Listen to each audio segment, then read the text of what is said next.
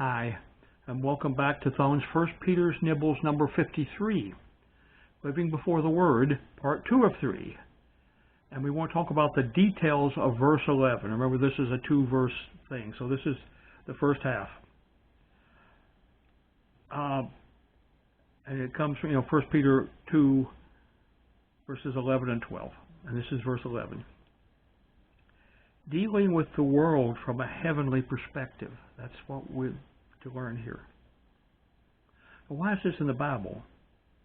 It tells us what we must face as His ambassadors on earth. Because after salvation, that is our task for the Lord, is being His ambassadors here on earth. The communications, what we need to do. The application to me. John MacArthur explains the meaning of several phrases in his study Bible. And these phrases are related to understanding this verse. And if you read the verse and then you read the definitions, or you read the definitions and you read the verse, you'll connect all those together. Aliens and strangers, or sometimes strangers and pilgrims. I mean, there's different translations that say that slightly differently. In this section, Peter called his readers to a righteous life in a hostile world. Christians are foreigners in a secular society because their citizenship is in heaven. There are three perspectives from which Christians can look at their obligations. First, strangers. Second, citizens. And third, servants. Peter shows how Christ set the example by living a perfect life in the midst of hostile environment. He was a stranger and he talked to other strangers. He was a citizen of heaven, but he was the servant of those people on earth. Another definition. Abstain from fleshly lusts. Perhaps more literally, hold yourself away from the fleshly lusts.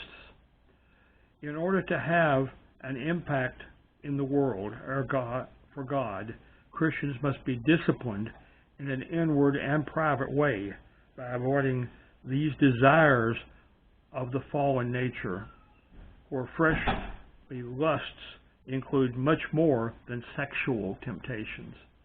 I mean, it may be lusting for money, it may be lusting for a new car, there's lots of lusts. Sexual temptation certainly is a very strong one. And finally, the definition, which wage war against the soul. War, in this case, means to carry on a military campaign. Fleshly lusts are personified as if they were an army of rebels or guerrillas who incessantly search out and try to destroy the Christian's joy, his peace, and his usefulness. So we must battle continually against these fleshly lusts, which are in fact sent there by Satan to put us into a state where our witness is not useful for God. God leads us with keeping your witness pure, and that's really the importance here. It isn't, it isn't that everything that might happen, the things that we might do are all wrong in any of these areas. It's just that we must keep it pure so that it doesn't even appear that it might be wrong. Avoid the appearance of evil, it says elsewhere in the Scripture. And that's so important. We're trying to do the things that agree with the gospel we're preaching or teaching. And that's the purity of this all. My response, Lord, thank you for providing this framework for our actions on behalf of you.